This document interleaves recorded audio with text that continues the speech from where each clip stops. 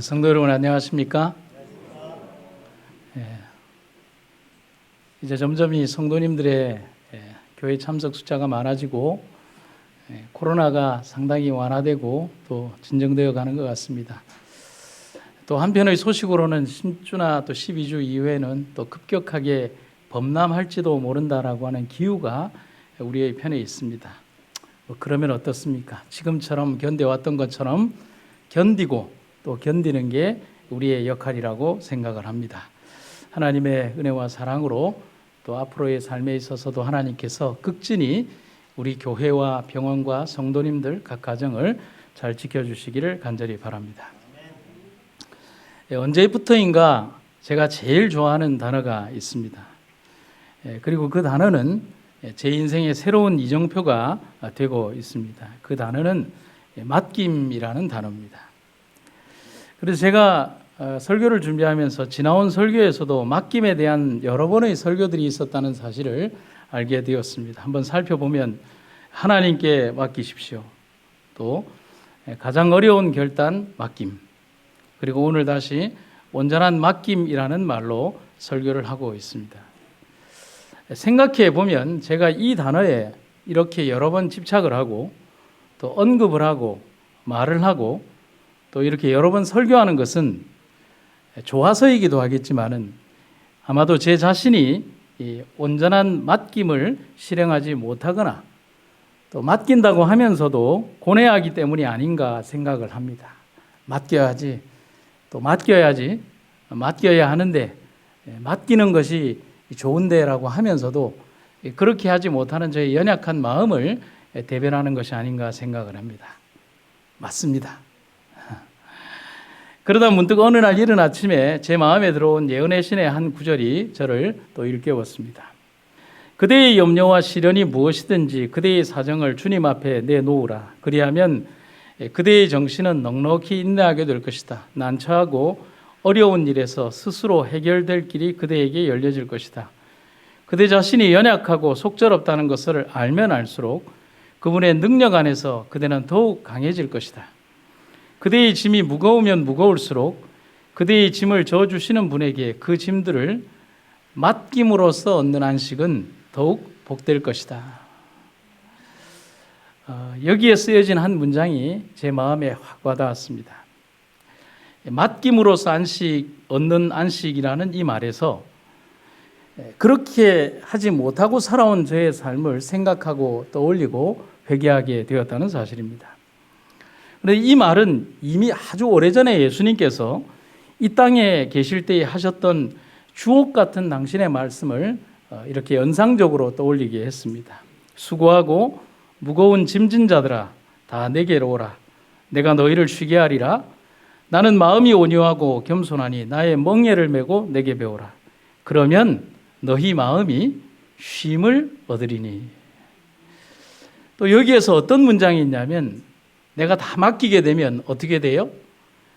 너희 마음이 쉼을 얻을 것이다 라고 그렇게 약속하십니다. 우리의 무거운 짐을 그분께 내려놓을 때에 우리는 참된 안식을 누리게 된다는 사실입니다. 결국 가장 중요한 우리 행복과 영원한 삶의 키워드는 맡김이라는 것입니다. 온전히 그분을 믿고 또 그분께 우리가 다 맡기게 될 때에 우리의 삶을 가장 행복한 안식을 맞이하게 된다는 것입니다. 오늘 우리는 그렇게 맡기고 있습니까? 그러한 완전한 맡김이 또 온전한 맡김이 여러분과 저희 삶에 함께 하시기를 간절히 바랍니다.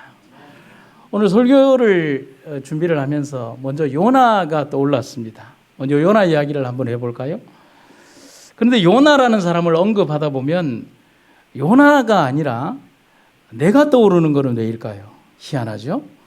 요나의 이야기를 하면 할수록 요나에 대한 말을 한다기보다는 요나보다는 요나가 나갔다라는 말이죠. 그래서 어떤 분이 그런 얘기를 하죠. 요나가 아니라 나요라고 그렇게 얘기를 한다는 거예요. 요나 이야기의 시작은 거두절미하고 요나에게 하나님의 음성이 임했다라는 말로 시작하고 있습니다. 아주 강력하고 간결하게 시작이 되고 있습니다. 여러분들이 이 요나 이야기를 다 아는 것처럼 그 내용은 뭐냐면 적국의 땅에 기회를 주라는 사명입니다. 그런데 요나는 그 사명이 너무 싫었습니다. 그리고 그 나라에 간다는 것 자체가 싫기도 했지만 너무 불안하고 위험하기 그지없었습니다. 그리고 그렇게 무작정 내 인생을 하나님의 명령에 맡기기엔 어떻게 해요? 불안하고 싫어서 요나는 어떤 선택을 하냐면 내 갈 길을 내가 알아서 가려고 합니다.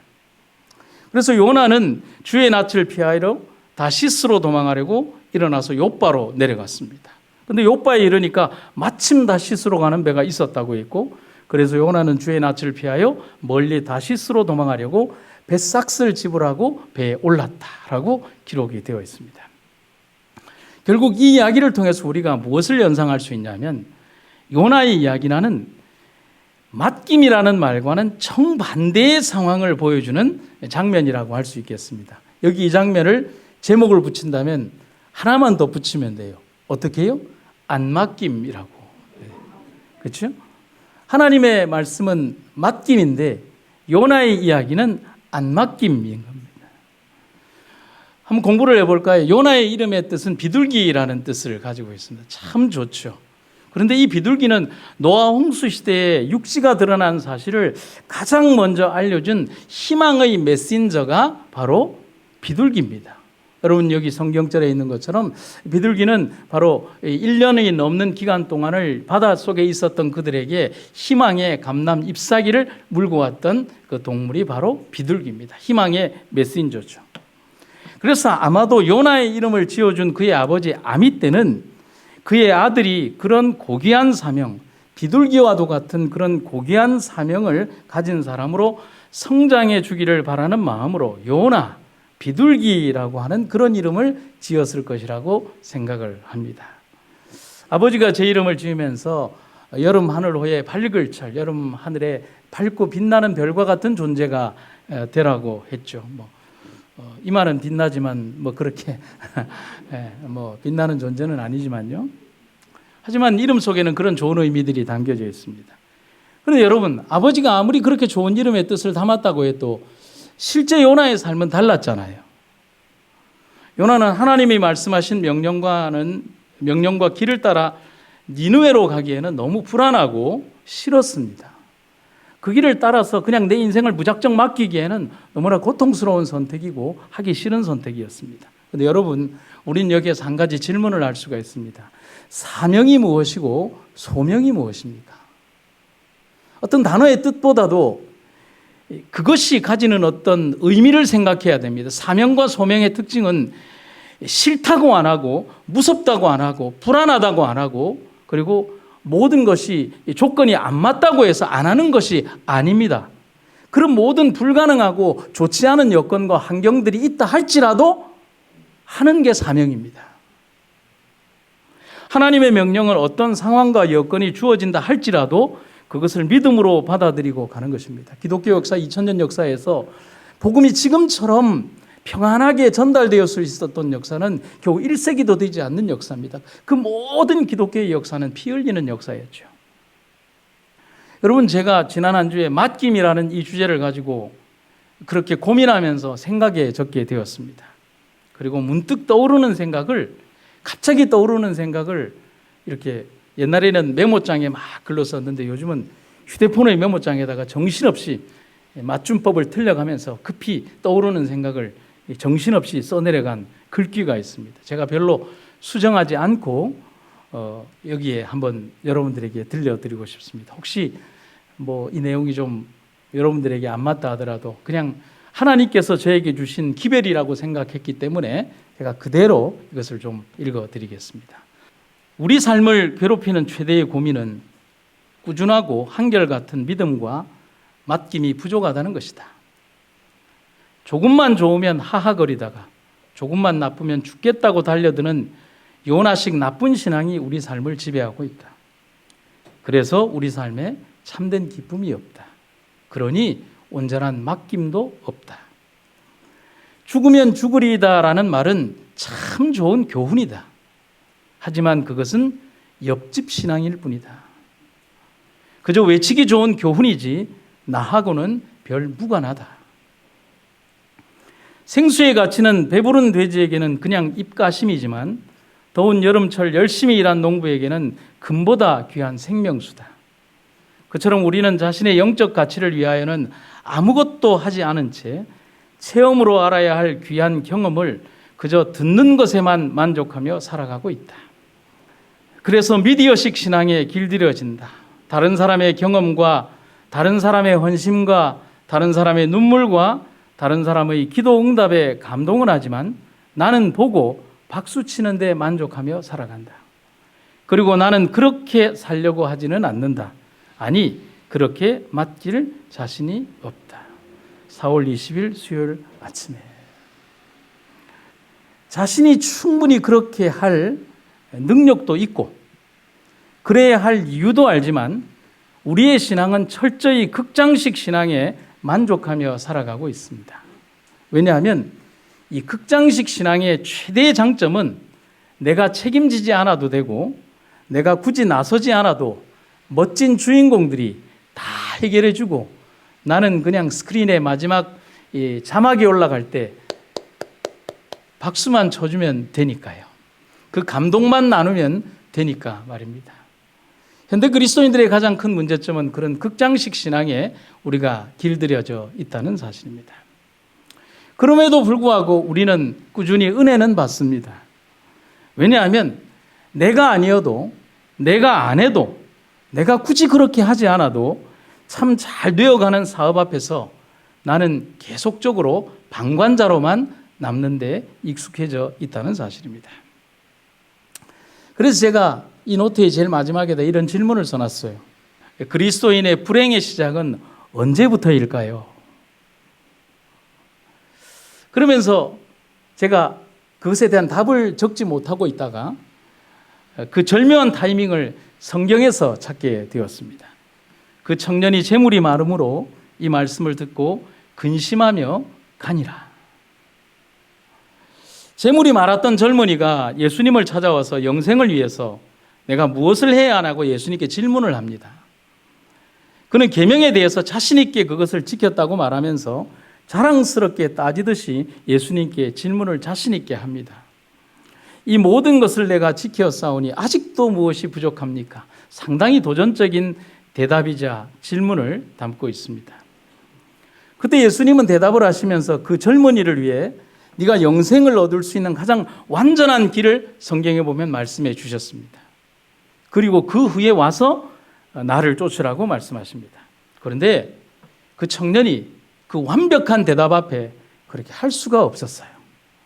왜냐하면 그러기에는 그가 포기해야 할 재물이 너무 많았고 결국 그의 선택은 영원을 포기하고 사라질 이 땅의 것을 선택하는 장면, 주님으로부터 돌아서서 근심하면서 갔다는 모습으로 맞춰지고 있는 것입니다.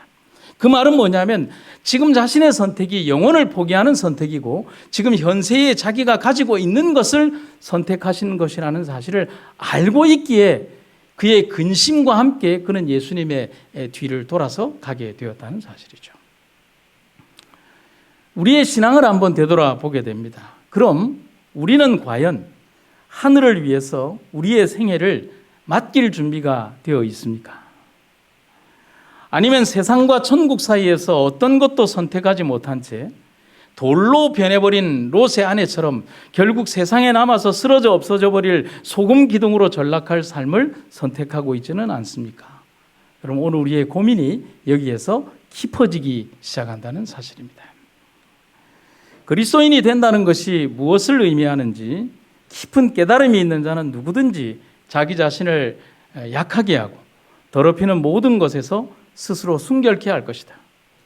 그의 생애의 모든 습관들은 진리의 말씀의 요구에 조화를 이루게 될 것이며 그는 다만 믿을 뿐만 아니라 성령께서 자기를 빚어주시는 대로 맡기면서 두려움과 떨림으로 자신의 구원을 이루기 위하여 힘쓸 것이다. 여러분, 요나 이야기로 한번 가보시면 그렇게 떠난 요나는 다시스로 갔다고 해도 절대로 행복할 수 없습니다. 여러분, 이 요나 이야기가 굳이 니느웨로 요나가 가지 않았다는 얘기로 끝난다 하더라도 요나 이야기는 절대로 그가 행복한 삶으로 끝나지 않습니다. 여러분 아시잖아요. 아버지를 떠나서 먼 나라에 가서 자신만의 삶을 살며 흥청망청하며 살던 탕자가 살았던 그 삶은 진짜 삶이 아닙니다. 돈이 만들어준 사막의 신기루일 뿐이라는 사실입니다.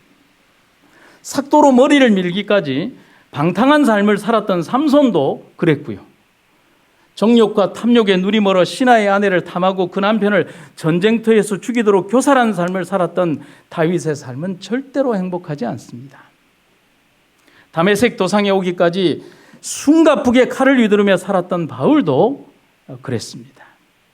하지만 그들의 삶이 바뀌게 된 오직 한 가지 사건, 그리고 그 시간은 그들이 하나님께 온전히 맡길 때부터 그들의 삶은 진정한 행복의 삶으로 바뀌게 되었다는 사실입니다. 여러분, 오늘 여러분과 제가 우리의 삶을 온전히 맡겨야 되는 이유가 여기에 있다는 사실입니다. 우리의 모든 것들을 우리 안에서 우리가 이루려고 하는 그 순간부터 우리의 삶은 불행해지기 시작하는 것입니다. 사막에서 사라져버릴 신기루를 붙들고 그것이 영원한 것이라고 생각하는 우리의 삶을 돌이켜서 우리 주님 앞에 온전히 내어놓는 우리가 되기를 간절히 바랍니다. 미국의 여러 저명한 재벌들 가운데에서 백화점 왕이라고 불리는 사람 가운데 J.C. 페니라고 하는 아주 저명한 백화점 왕이 있습니다. 지금도 J.C. 페니라고 하는 그룹이 있고요. 미국의 아주 저명한 그룹입니다. 그는 목사의 아들로 태어나서 사업에 굉장한 뛰어난 재능이 있어서 투자를 했지만 심한 재정난으로 파산을 하게 되었습니다. 그런데 그 충격이 너무 커서 자살까지 시도를 하게 되자 지인들과 가족들이 그를 미시간주 배틀크릭에 있는 격리병원에 수용을 하게 됩니다. 얼마나 피폐한 삶을 살았을까요? 그 병원에 수용되었다고 해서 그의 삶이 호전된 것은 아닙니다. 그냥 죽기만을 바라는 그런 피폐한 삶으로 그냥 약에 의지하는 삶을 살게 된 겁니다. 그렇게 병원에서 허망한 삶을 지내던 어느 날 아침에 낭망하고 좌절한 그에게 어디서든가 들려오는지 모르지만은 복도를 따라서 이렇게 노랫소리가 들려오는데 굉장히 아름다운 노랫소리가 들리더라는 겁니다. 그래서 그는 무언가에 부름을 받은 것처럼 그 노랫소리를 따라서 복도를 막 헤매기 시작했습니다. 그것은 건물 안에서 나는 소리가 아니었어요. 건물 바깥에 있는 어떤 특별실에서 있는 우리 이 삼육부산병원처럼 외부에 있는 특별한 어떤 자그마한 예배당에서 소리가 울려나고 있었습니다. 그런데 거기에서는 환자들과 직원들을 위한 특별 기도회가 열리고 있었는데 그는 자기도 모르게 그 자리에 앉게 되었습니다. 그런데 자기가 앉자마자 자기의 귀에 아주 친숙한 어린 시절부터 들어왔던 찬송가 소리가 들려오기 시작하는 겁니다. 이겁니다. 너 근심 걱정 말아라. 주 너를 지키리. 주 날개 밑에 거하라. 주 너를 지키리. 주 너를 지키리. 어느 때나 어디서나 주 너를 지키리. 널 지켜주시리. 이 찬송가를 들으면서 그는 하염없는 눈물과 쏟아져 나는 이 폭풍 같은 오해라는 자신의 감정을 주체할 길이 없었습니다. 그리고 그는 거기에서 자기도 모르게 무릎을 꿇으면서 하나님, 저는 아무것도 할 수 없습니다. 전부 다를 하나님께 맡깁니다. 하나님, 나를 그냥 가지십시오라고 했습니다. 그런데 희한한 것은요, 현대의학으로 고칠 수 없는 병을 하나님은 하십니다. 인생을 마감하려고 했고 어떤 현대의학으로도 그의 마음의 병을 고칠 수 없었는데 그는 그 시간부터 그의 병이 낫기 시작한 것입니다. 그는 건강을 회복했고 다시 재기할 수 있었고, 그리고 그는 세계적인 백화점 왕으로 등극할 수가 있었습니다. 그가 훗날 이렇게 고백을 합니다. 나는 무한히 어두운 공간에서 찬란한 태양빛으로 옮겨지는 느낌이었고 마음속의 무거운 짐이 옮겨져서 그 방을 나올 때는 새로운 사람이 되었습니다. 나는 마비된 심령으로 풀이 죽어 들어갔으나 해방이 되어 기쁜 마음으로 나왔습니다. 여러분, 짐이 가벼워질 때의 기쁨을 아십니까? 저는 매주 느껴요. 혹시 집사람과 함께 무거운 장을 보면 집사람은 하나도 안 듭니다. 왼팔, 오른팔 목에다 걸고 소처럼 끌고 팍 올라가면 도도하게 버튼만 물고 이렇게 눌러주면 감사한 마음으로 집안에 딱 들여놓고 느끼는 그런 행복감.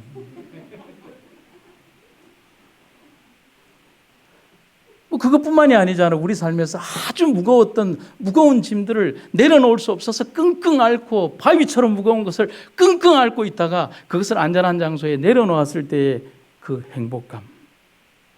그럼 그것이 단순히 물리적이고 물질적인 만감은 아니잖아요. 여러분들 우리의 마음을 누르고 있는 제이스 페니와 같은 그런 삶의 무거운 짐들을 어떻게 내려놓을 수도 없고 버릴 수도 없고 어떻게 외면할 수도 없는 그 거대한 무게가 나를 짓누르고 있을 때 그 무게감을 살며시 내려놓을 때의 그 기쁨, 그것이 맡김인 것입니다.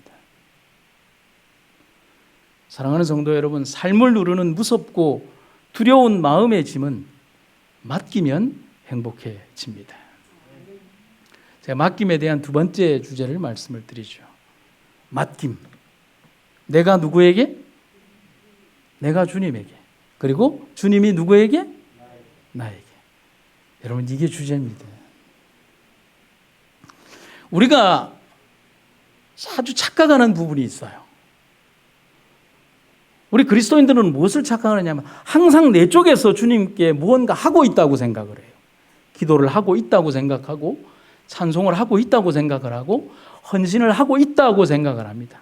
그러한 모든 것들이 나만의 일방적인 구애라고 생각을 합니다. 아닙니다. 내가 기도하면 그분이 들으시고 그분이 말씀하시면 우리가 듣습니다. 이게 바로 테레사 수녀가 말한 기도의 원리입니다. 여러분, 맡김도 마찬가지입니다. 그래서 제가 여러분에게 이렇게 말씀을 드리죠. 맡김의 행위가 내 쪽에서만 있다고 생각하면 큰 오산입니다. 맡기는 것은 상호 신뢰 행위입니다. 그렇지 않나요? 네. 여러분, 지하철에 타서 요즘은 그런 일 없지만 옛날에는 버스를 타면요, 뭐 여학생 가방을 받아주거나 남학생 가방을 여학생이 받아주거나 아니면 다른 사람들의 짐 보따리를 이렇게 받아주는 그게 있잖아요. 그런데 이렇게 받아주려고 하면 그 여학생이 이렇게 내 얼굴을 보고 그냥 확 빼는 경우가 있어요. 못 믿는 거예요. 그렇잖아요? 뭔가 불안하면 못 맡기는 거잖아요. 우리가 하나님을 온전히 믿기에 그분께 모든 것을 맡기듯이 바꾸어 생각을 하면 하나님 역시 우리를 믿으시기에 당신의 사업을 우리에게 맡기시는 것입니다. 여러분들이 잘나서도 아니고 또 내 자신이 뭐 뛰어나서 목사를 시킨 것도 아니고 우리의 헌신과 능력들이 누구보다 굉장히 뛰어나서도 아닙니다. 그냥 믿는 거예요. 부족해도 믿는 거고 수준이 미달이어도 믿는 거예요. 여러분, 12명의 제자들의 어떤 면면과 목록들을 보면 제대로 된 사람들 몇 명이나 있습니까? 그래서 옛날에 김기곤 목사님이 그런 얘기를 했어요. 베드로와 그 제자들이 예수님께 이렇게 부르심을 받을 때, 업으로서 부르심을 받을 때 그때의 나이가 약 40대였다고요. 그런데 너희가 나를 따라오느라고 할 때 베드로와 그 형제들이 그물과 아버지를 버려두고 가족들을 버려두고 예수님을 쫓았다고요. 그런데 부인들이 한 명도 쫓아와서 못 간다고 말리는 부인들이 하나도 없었대요. 집에 있으나 나가나 아무런 쓰잘데기 없는 사람들이라는 거죠. 그분은 그렇게 얘기를 하더라고요. 뭐 그렇게 보니까 맞는 게 제자들의 면면과 살아온 사람들을 보면 그게 맞는 것 같아요. 무식하고 단순하고 거친 바다 생활을 하는 그런 마도로스 같은 그런 삶을 살면서요, 뭔가 윤리적인 표준이 있겠습니까? 배우기를 제대로 배우겠습니까? 그런데 맡기는 거예요. 믿는 거죠. 여러분, 못 믿으면 맡기시겠습니까? 어떤 글에서 공생의 사역을 마치신 예수님이 제자들과 여러 사람들의 배웅을 받으면서 감람산에서 승천을 하셨다고 합니다. 근데 하늘로 가신 예수님도 오랜만에 천국에 있는 천사들과 만나니까 마음이 들떠서 자기의 이제 집으로 돌아왔는데 하늘에서 온 천사들이 반기는데 몇 명의 천사들이 떨떠름한 모습으로 예수님의 귀향을 이렇게 환영하지 않더라는 것입니다. 그러면서 예수님에게 이렇게 승천한 예수님에게 이렇게 얘기하더라는 거예요. 아니 예수님, 승천하신 것은 너무 좋은데 저 아래 세상은 어떻게 하시고 하늘로 훌쩍 혼자 오십니까?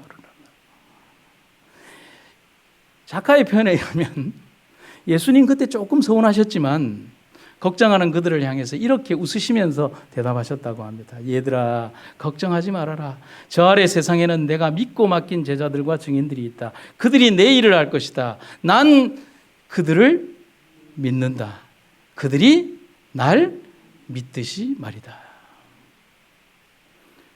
교회가 그렇고 성도의 삶이 그러며 우리의 생애가 바로 이겁니다.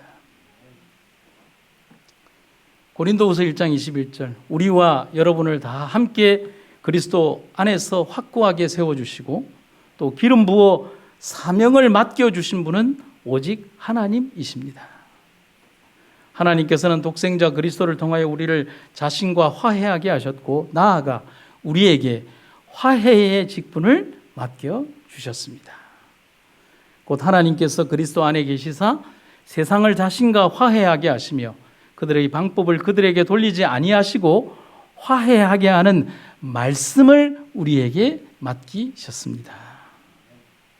가장 첫 번째 언급했던 요나의 이야기로 잠시 돌아가 보면 하나님의 신뢰와 맡김이 없었다면 과연 요나에게 새로 주어지는 기회가 있었겠습니까? 그거로 끝났겠지요. 탕자가 돼지의 주염나무 열매를 먹으면서 아버지를 떠올리면서 돌아왔다 한들 아버지의 용서와 사랑의 봉이 없었다면 다시 아들이 되는 반지를 낄 수가 있었겠습니까? 삼손을 여전히 사랑하고 믿으셨기 때문에 그의 마지막 기도에 응답하시며 힘을 회복시켜 주신 하나님의 또 다른 맡김이 있었다는 사실입니다. 여전히 그들을 믿으셨기에 그들의 회개의 시간을 기다리며 하나님은 맡기셨다는 사실인 것입니다. 오늘 우리들에게도 그런 온전한 맡김의 시간을 주님은 기다리고 계시다는 사실입니다. 오늘 마지막으로 한 이야기를 좀 들려드리겠습니다. 헬렌 로즈비어라고 하는 선교사가 있습니다. 스코틀랜드 사람입니다.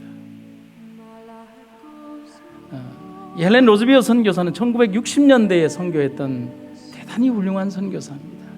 그런데 그의 삶은 다른 선교사들과는 조금 남다른 삶을 살았습니다. 그녀는 어렸을 때부터 스코틀랜드의 엄격한 장로교 집안에서 태어났습니다. 그래서 아버지로부터 엄격한 신앙교육을 받고 자랍니다. 아버지는 항상 헬렌에게 이런 교육을 주입시켰습니다. 네가 무엇을 결단하든지 무엇을 행하든지 항상 이 질문을 스스로 물어라. 이것이 과연 가치 있는 일인가? 라는 질문이었습니다. 이 일을 하기 위해 내 삶을 바치는 것이, 내 열심을 드리는 것이 과연 가치 있는 일인가? 그렇게 질문하라는 겁니다. 헬렌이 성장을 해서 대학에 들어갈 때도 그녀는 곰곰이 생각했습니다. 무슨 공부를 해야 되는데 무엇이, 어떤 학문이 가장 가치 있는 일인가? 그래서 그녀는 고민을 하다가 의학을 공부하기로 결단을 합니다. 그래서 의대에 들어갔고 의대 공부를 다 마치고 난 다음에 그녀가 다시 질문을 합니다. 이제 의사가 되어서 어떻게 가치 있는 삶을 살 것인가? 하나님 앞에서 다시 한번 이렇게 기도로 물은 것입니다. 그래서 그녀의 마음속에 하나님께서 응답하시는 대로 가장 가치 있다고 생각된 일이 아무도 돌아보지 않는 아프리카 오지에 들어가서 자기 청춘을 그곳에서 보내며 그 오지에 있는 아이들을 위하여 자기 청춘을 바치라는 결론을 내리게 됩니다. 그리고 그녀는 아프리카 콩고로 들어가게 됩니다. 거기서 20년 동안 이름도 없이 빛도 없이 아프리카에 버려진 아이들을 위해서 그녀는 그녀의 청춘을 다 바칩니다. 이렇게 아름답게 끝이 나는 삶이 그녀의 선교사의 삶이 아닙니다.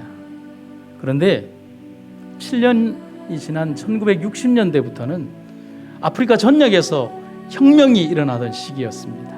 유럽 열강의 지배를 받던 이 아프리카가 깨어나기 시작하는 것입니다. 1964년 그녀가 선교 활동을 하던 콩고도 식민지로 재배하던 벨기에 정권을 무너뜨리고 일어나기 시작했습니다. 벨기에 지하에 있을 때 그들은 너무나 고통을 많이 당했거든요. 그런데 이 콩고의 주민들이 그동안 자기들에게 쌓였던 한을 모든 유럽인 백인들에게 화풀이하기 시작했습니다. 뭐 선교사고 의사고 그들을 도왔던 사람들이 다 필요 없습니다. 흰색 유럽인들은 다 적이었습니다. 선교본부에서는 헬렌 선교사에게 지금 빨리 철수하고 피하라고 했습니다. 피하지 않으면 큰 어려움을 당한다고, 그런 일이 이미 벌어지고 있다고 했습니다. 그런데 그녀가 그때 다시 질문을 했습니다. 지금 피하는 일이 가치 있는 일입니까? 그녀는 기도했습니다. 그리고 그녀의 기도의 응답은 남아있는 것이 더 가치 있는 일입니다 라고 판단을 했습니다. 그리고 결정을 했어요. 그리고 모두들이 다 떠난 그 상황에서 그녀 혼자만 남았습니다. 그런데 결국 그녀는 폭도들에게 잡히고 5개월간 감금이 되어서 상상할 수 없는 폭행을 당하기 시작했습니다. 제가 표현할 수 없는 그런 폭행을, 무자비한 폭행을 선교사로서 당했습니다. 어느 날 그 폭도의 도목은 헬렌 선교사가 의료사역을 하면서 꼼꼼히 기록해둔 모든 저널과 자료들, 그리고 의료의 기록들과 그리고 선교의 기록들을 나무에 묶인 헬렌이 보는 앞에서 한 장씩 한 장씩 찢어가면서 그녀에게 모욕을 주고 또 폭행을 하고 그렇게 했습니다. 너무 고통스러웠습니다. 육체가 당하는 고통도 그랬고 그녀 삶의 10년 사이의 모든 것이 다 불사르워지는 그런 순간이었습니다. 그때 헬렌 선교사는 자기 인생 처음으로 하나님께 반항적인 이런 기도를 드렸습니다. 주님, 과연 이것도 가치 있는 일입니까? 자기가 정말 모든 것을 포기하고 콩고 오지로 들어와서 이렇게 헌신을 다했지만 현지인들로부터 돌아오는 대가가 있는 이런 절박한 현실, 참혹한 현실. 그런데 하나님, 이것도 가치 있는 일입니까? 그리고 그녀는 이렇게 이어서 기도를 했습니다. 주님, 지난 10년간 제 의료 선교사역이 정말 가치 있는 것이었습니까? 제가 보기에는 완전히 실패고 헛수고인 것 같습니다. 제가 선교사로 오지에서 이렇게 수고했는데 주님이 주시는 대가가 이런 것입니까? 이런 폭행과 모욕, 이것도 가치 있는 것이라서 주님이 지금 저에게 허락하시는 것입니까? 그녀는 절규했어요. 이렇게 난생 처음으로 반항적인 기도를 나무에 묶인 채로 폭행을 당하면서 그녀가 드렸다고 합니다. 그렇게 반항하며 질문할 때 하나님께서 잠들지 못하고 고통에 겨워 긴긴 밤을 지내고 있는 헬렌 선교사의 마음에 정확한 내적 음성으로 이렇게 말씀하시더라는 겁니다. 사랑하는 딸아, 너 나에게 감사할 수 있겠니? 그때 헬렌은 눈물을 흘리며 하나님 앞에 이렇게 소리쳤습니다. 하나님, 저는 감사할 수 없어요. 저와 한번 입장을 바꾸어 생각해 보세요. 하나님의 일을 하러 이곳에 왔는데 동료들은 폭도들의 손에 죽었고 나는 폭행을 당하고 있어요. 하나님 같으면 감사하실 수 있겠어요? 나는 감사할 수 없어요. 어느 정도의 시간이 지나고 그녀가 하염없는 눈물을 흘리고 있을 때 헬렌 선교사의 마음에 하나님이 다시 이런 말을 하더라는 것입니다. 헬렌, 내가 너를 믿고 있는 것에 대해서는 감사할 수 있겠니? 그때 헬렌 선교사는 너무나 큰 놀라움과 충격에 휩싸이고 말았다는 겁니다. 그것은 지금까지 자신이 하나님을 믿고 있었다고 생각했었는데 하나님도 자신을 믿고 있었다는 사실을 이제서야 알았기 때문인 겁니다. 그 시간 그녀는 나무에 묶인 채로 새벽의 여명을 바라보면서 이렇게 기도했다고 합니다. 하나님, 저를 믿어주셔서 감사합니다. 그는 하나님에 대한 절대적 감사를 이렇게 이어갑니다. 주여, 지금 제가 당하는 이 고난이 정말 가치 있는 것인지 의심이 들었지만 그렇네요. 제 모든 고난은 주님을 위한 것입니다. 만왕의 왕 주님께서 저를 구원하기 위해 십자가의 고난과 모욕을 당하신 것을 생각하면 지금 제가 당하는 이 모든 고난은 주님이 받으셨기에 너무도 당연한 것입니다. 주님, 이 일은 가치 있는 것입니다. 그녀의 기도가 바뀐 것입니다. 어떻게 해요?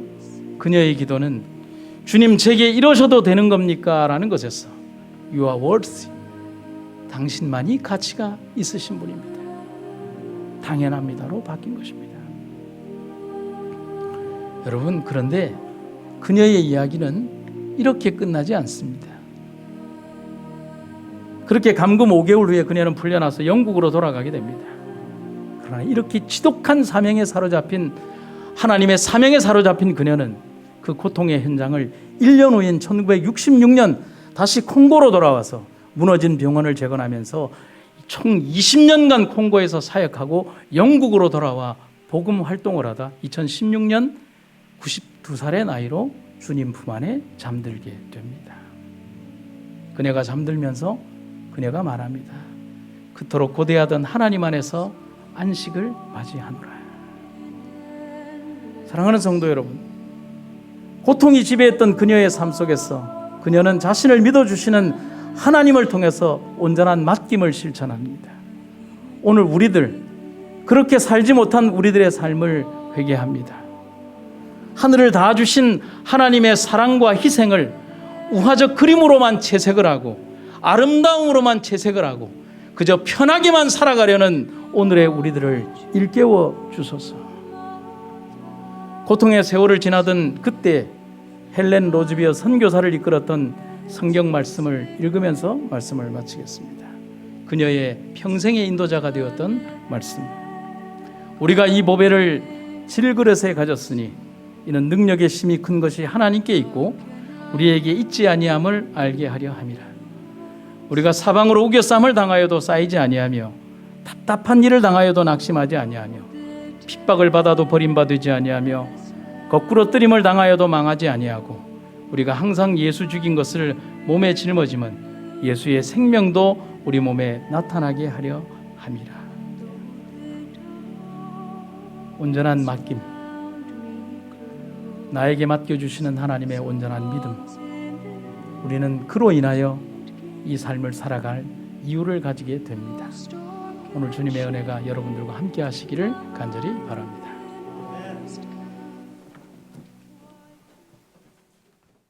사랑이 극진하신 아버지 하나님, 오늘 우리들의 삶이 주님을 만날 수 있음에 대하여 너무나 감사드립니다.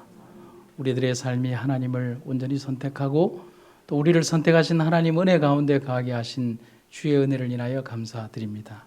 우리가 온전히 주님께 우리의 생애를 맡길 수 있듯이 주께서 우리를 믿고 맡겨주신 그 사명과 소명을 잊지 않도록 도와주시옵소서. 이 교회를 통하여 이루시고자 하는 그 많은 일들에 우리의 입술로의 충성이 아닌 우리 삶으로의 충성을 통하여 주님을 기쁘시게 하는 종들이 되게 하여 주시옵소서. 이제 급변하는 세상 세태 속에서 우리가 어떻게 살아가야 될까를 고민하는 것이 아니라 묵묵히 주님의 길을 가는 종들이 되게 하여 주시옵소서. 오늘도 우리를 이끌어 주신 주님의 은혜를 감사드리며 예수님의 이름으로 기도드립니다.